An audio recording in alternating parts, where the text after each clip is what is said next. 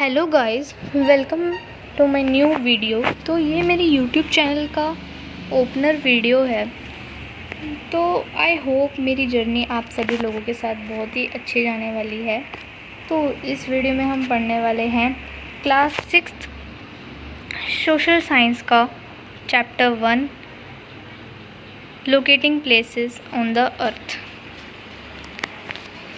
तो चलिए शुरू करते हैं।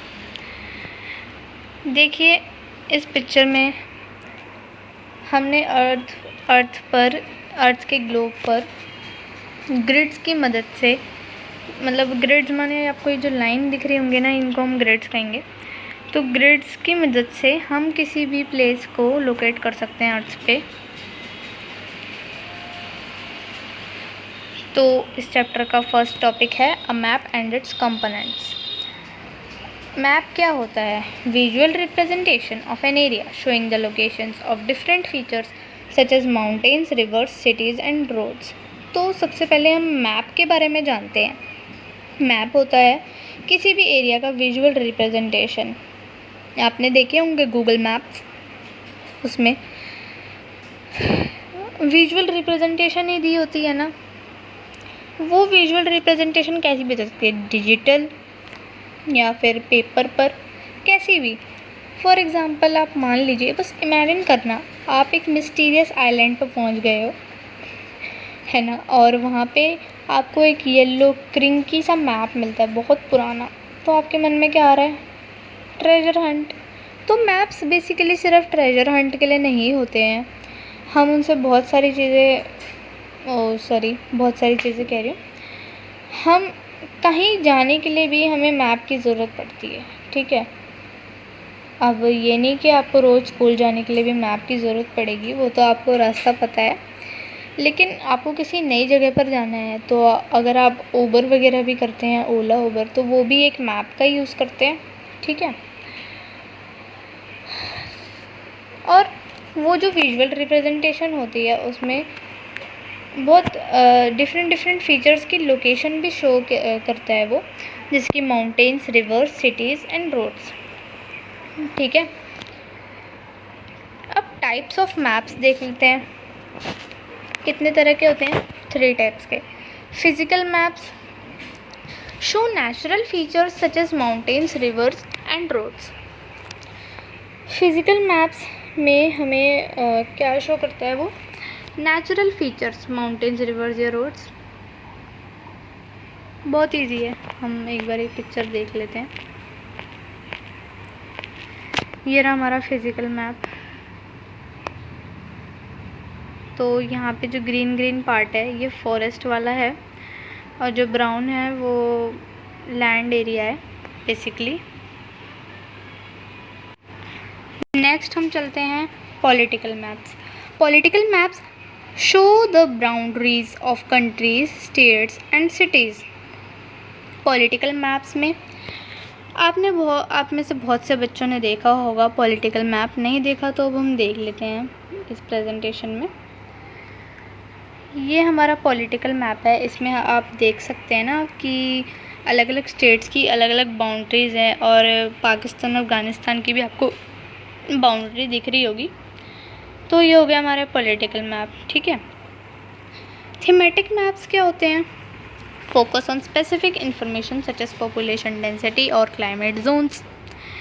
थीमेटिक मैप्स जो होते हैं वो किसी स्पेसिफिक इंफॉर्मेशन पे फोकस करते हैं, जैसे कि पॉपुलेशन डेंसिटी या फिर क्लाइमेट जोन्स।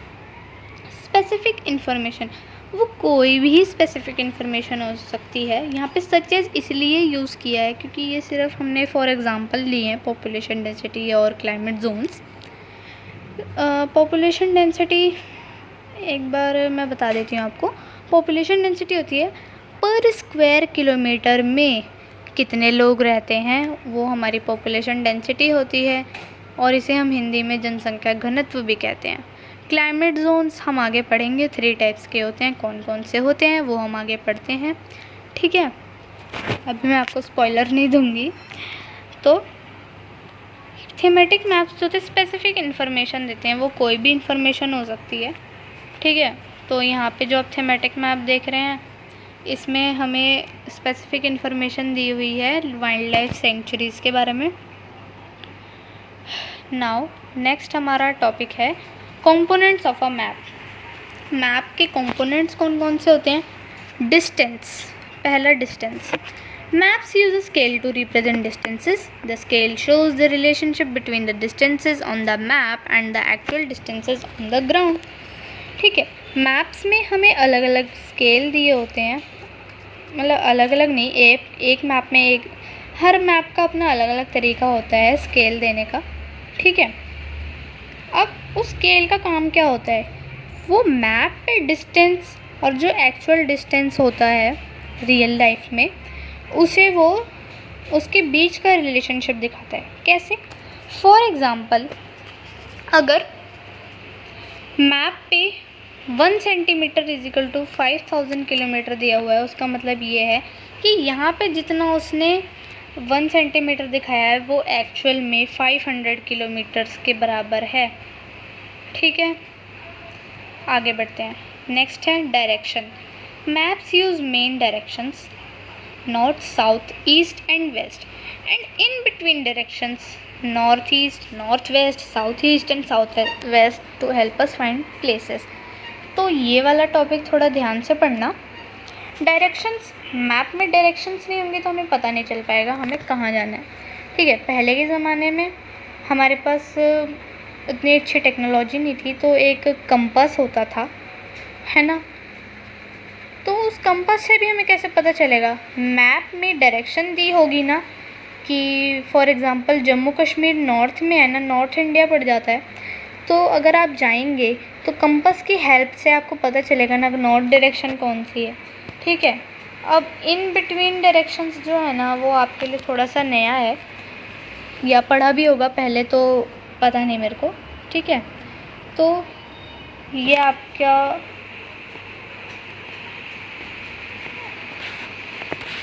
वन सेकेंड, तो ये आपकी डायरेक्शन बनेगी। तो चलिए हम देखते हैं।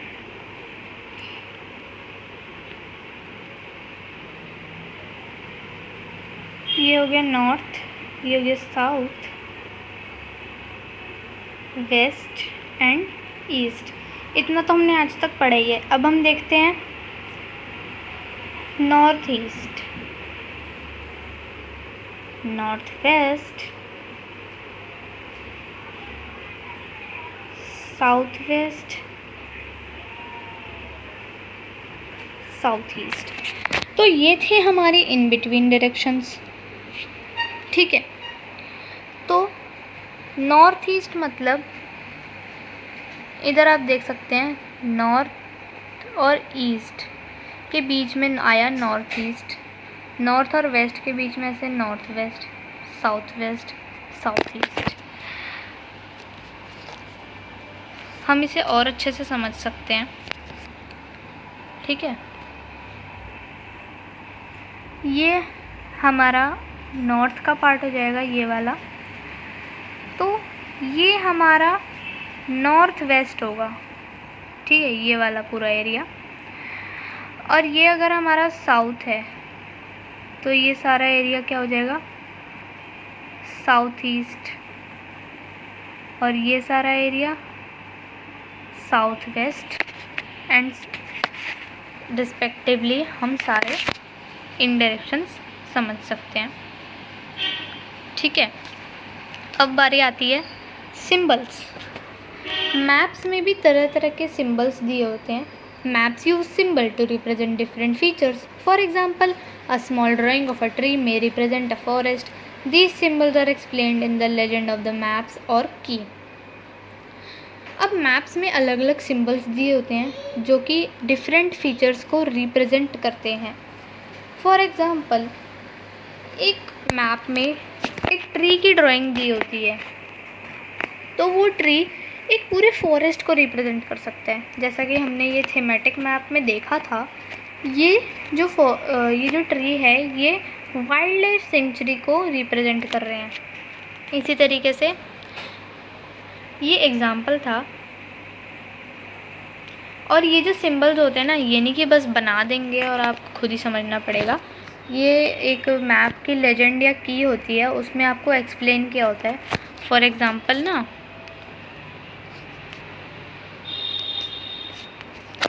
आपको ऐसे एक ट्रायंगल दे देगा और साइड में ऐसे जगह दी होती है ना मैप में ऐसे करके, तो यहाँ पे आपको दे देगा कि triangle is equal to mountain. ठीक है, ये रफ एक्सप्लेनेशन था, प्लीज़ हैंड राइटिंग पे मत जाना। नाउ हमारा नेक्स्ट टॉपिक है मैपिंग द अर्थ। तो a globe is an accurate way to represent the earth because it maintains the correct proportions and distances. ठीक है, जो एक ग्लोब होता है ना, वो सबसे एक्यूरेट, सबसे सटीक तरीका होता है अर्थ को रिप्रेजेंट करने का, क्योंकि उसमें करेक्ट प्रोपोर्शंस हमें पता चलते हैं, है ना, करेक्ट प्रोपोर्शंस और डिस्टेंसेस। तो ये आपको और अच्छे से समझ में आएगा, हम आगे कंटिन्यू करते हैं, है ना। Understanding coordinates, understanding coordinates, coordinates को समझते हैं। In the case of earth, latitudes and longitudes are used to determine a pinpoint the position of a particular place। यहाँ पे नहीं आना था, और आना था, इसे थोड़ा करेक्शन बाद में मैं कर दूँगी। ठीक है, अर्थ के केस में लैटिट्यूड्स और लॉन्गिट्यूड्स की मदद से किसी भी जगह को हम पिन पॉइंट कर सकते हैं, किसी भी जगह की पोजीशन को हम पिन पॉइंट कर सकते हैं। कैसे?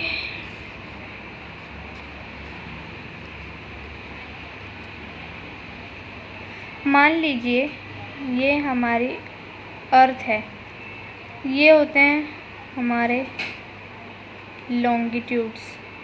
सबसे बेस्ट तरीका याद रखने का, लेटे लेटे लैटिट्यूड्स, लॉन्ग लॉन्ग लॉन्गिट्यूड्स। ठीक है, अब किसी भी जगह की पोजीशन को पिन पॉइंट करने के लिए ये लैटिट्यूड और लॉन्गिट्यूड बहुत हेल्पफुल रहते हैं।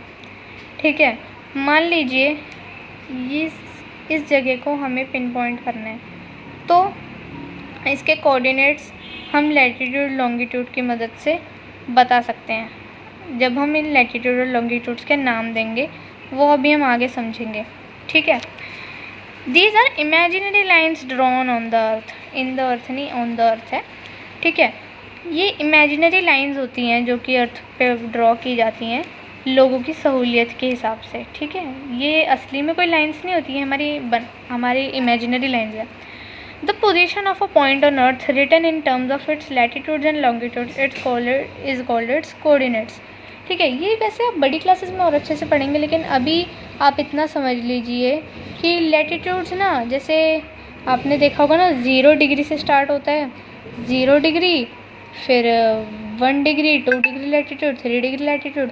ठीक है, तो ऐसे अगर किसी प्लेस के लॉन्गिट्यूड और लैटिट्यूड के हिसाब से उसकी पोजीशन बताई जाए ना, तो उसे हम कहेंगे उसके कोऑर्डिनेट्स। ठीक है, नेक्स्ट टॉपिक है हमारा लैटिट्यूड्स। लैटिट्यूड्स क्या है? सबसे पहले हम इसका देखते हैं, equator. Equator is an imaginary line that divides the Earth into northern and southern hemisphere. It is at 0 degree latitude.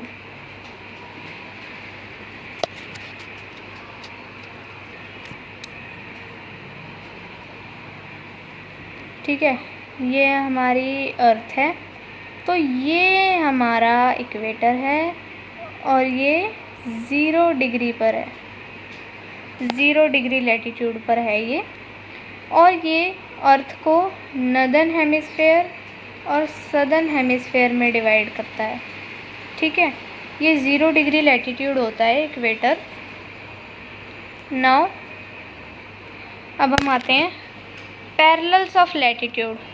These are imaginary lines that run parallel to the equator. They measure the distance of north or south from the equator. For example, the Tropic of Cancer is at approximately 23.5 degree north latitude and the Tropic of Capricorn is at approximately 23.5 degree south latitude. ठीक है, ये ऐसी imaginary lines हैं जो equator के parallel चलती हैं। Equator के पैरेलल लाइंस तो आपको पता ही होंगी ना, जो आगे जाके कभी भी मीट नहीं करने वाली हैं, ठीक है। तो इक्वेटर के पैरेलल चल रही है, मतलब ये हमारा इक्वेटर, इसके पैरेलल चल रही हैं, ठीक है। जैसे कि ये वाली मान लीजिए, ये है हमारी ट्रॉपिक ऑफ कैंसर।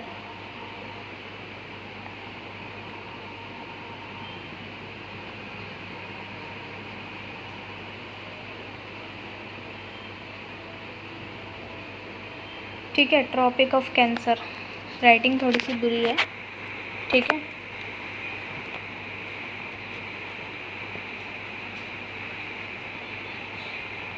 और ये है हमारी tropic of Capricorn,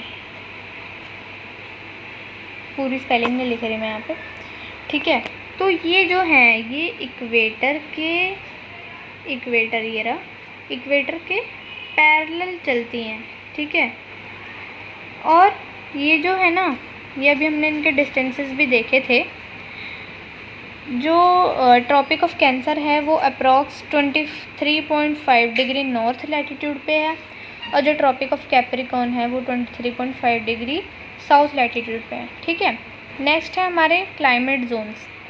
the earth has 3 main climate zones based on latitude, ठीक है।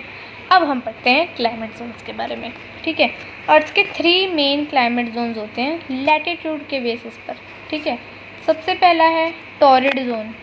टॉरिड जोन जो होता है वो इक्वेटर के पास होता है। It is near the equator and has hot climate, ठीक है।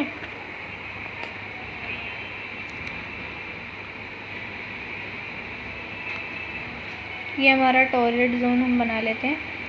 ये इक्वेटर के पास वाला एरिया होता है, बहुत गर्म रहता है, ठीक है। अब थोड़ी सुंदर ड्राइंग बना लेते हैं, ठीक है। अब टेम्परेट जोन देखते हैं। टेम्परेट जोन्स क्या होते हैं? वो ट्रॉपिक और पोलर सर्कल्स के बीच में होते हैं और जिनका मॉडरेट क्लाइमेट रहता है, ठीक है। पोलर सर्कल्स तो हमारे ये हो जाते हैं, क्योंकि ये जो हमारे पोल्स होते हैं ना, ये हमारे पोलर सर्कल्स कहलाते हैं। ये वाला एरिया पोलर सर्कल्स हैं, ठीक है। और ये तो हमारा ट्रॉपिकल एरिया हो गया ना, ये वाला सारा एरिया। तो इनके बीच का जो एरिया होता है ना, ये होता है हमारा वो टेम्परेट जोन। और यहाँ का जो क्लाइमेट होता है ना वो मॉडरेट होता है, मतलब ना ज़्यादा ठंड ना ज़्यादा गर्मी, ठीक है। नेक्स्ट है frigid zone. These are near the poles. अब ये तो होते हैं भाई पोल्स के पास, ठीक है। ये होते हैं पोल्स के पास। पोलर सर्कल अभी हमने देखा ना, ये वही है, ठीक है। ये होते हैं फ्रिजिड जोन और they have very cold climate. भाई बहुत ठंड होती है यहाँ पे, ठीक है। नाउ मैपिंग द अर्थ, इसमें आता है लॉन्गिट्यूड्स। लॉन्गिट्यूड्स में prime meridian 0 degree longitude runs from the north pole to the south pole through Greenwich, England, dividing the earth into eastern and western hemispheres, ठीक है। हम इस इमेज से ज़्यादा अच्छे समझ, ये जो आप बीच में डॉटेड लाइंस देख रहे हैं ना, ये होती है हमारी प्राइम मेरिडियन। क्या होती है भाई?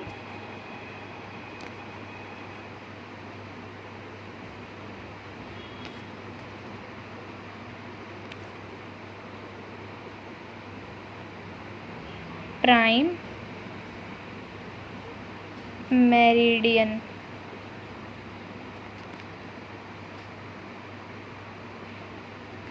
रहने दो, राइटिंग भाई बहुत बुरी आ रही है, ठीक है। प्राइम मेरिडियन यही होती है, जो डॉटेड लाइन है ना, ये हमारी प्राइम मेरिडियन कहलाएगी। ये 0 डिग्री लॉन्गिट्यूड होता है। लॉन्गिट्यूड तो अभी मैंने आपको बताए थे, लेटेड लैटिट्यूड, लॉन्ग लॉन्गिट्यूड, ठीक है। जैसे वो इक्वेटर 0 डिग्री लैटिट्यूड है, ये 0 डिग्री लॉन्गिट्यूड है। ये नॉर्थ पोल से साउथ पोल तक जाता है, ठीक है। ग्रीनविच एक जगह होती है इंग्लैंड में, वो उसके थ्रू ये पास होता है, ठीक है। और ये अर्थ को ईस्टर्न और वेस्टर्न हेमिस्फेयर्स में डिवाइड करता है। हेमिस्फेयर मतलब आधा स्फेयर, मतलब ये आधा और ये आधा, वेस्टर्न ईस्टर्न, ठीक है। ठीक है, अब है meridians of longitude. Imaginary lines from the pole to pole measuring how far east और west a place is from the prime meridian. For example New York is 74 degree west and Tokyo is 140 degree east, ठीक है। ये क्या होती हैं meridians of longitude? ये imaginary lines होती है पोल से पोल तक। ये क्या मेजर करती हैं कि एक जगह कितनी दूर है प्राइम मेरिडियन से ईस्ट और वेस्ट की तरफ। हम इसे थोड़ा ढंग से समझते हैं। ये रहा हमारा प्राइम मेरिडियन, ठीक है। अब ये जो लाइंस जा रही हैं मेरिडियंस ऑफ लॉन्गिट्यूड, तो ये क्या है ना, अब यहाँ से यहाँ तक का डिस्टेंस बताती हैं ये लाइंस, मतलब प्राइम मेरिडियन से ईस्ट का डिस्टेंस, अब प्राइम मेरिडियन से वेस्ट का डिस्टेंस, ठीक है। तो मेरिडियंस ऑफ लॉन्गिट्यूड का काम ये होता है। जैसे कि न्यूयॉर्क 74 डिग्री वेस्ट में पड़ जाता है और टोक्यो 140 डिग्री ईस्ट में पड़ जाता है। अब है हमारा local time based on a locations longitude. Since the earth rotates and different longitude face the earth at different times, ठीक है। अब एक लोकेशन के लॉन्गिट्यूड के बेसिस पर हम बता सकते हैं वहाँ का लोकल टाइम, ठीक है। अब जैसे अर्थ जो है ना वो रोटेट करती है और उसके अलग अलग लॉन्गिट्यूड्स पे जो सनराइज़ हैं वो अलग अलग टाइम पे पड़ती हैं ना, तो अब सुबह तो हर जगह अलग अलग टाइम पे ही होगी फिर, ठीक है। तो एक लॉन्गिट्यूड पर जितने मतलब कंट्रीज़ पड़ती होंगी ना, तो वहाँ का मतलब टाइम जो होगा ना, स्टैंडर्ड टाइम, वो ऑलमोस्ट सेम ही होगा, ठीक है। और कई कंट्रीज़ जो होती हैं वो एक स्टैंडर्ड टाइम भी लेती हैं, वो हम आगे देखते हैं, ठीक है। अंडरस्टैंडिंग टाइम जोन, ठीक है। The earth rotates 360 degree in 24 hours, 15 degree equals to 1 hour, ठीक है।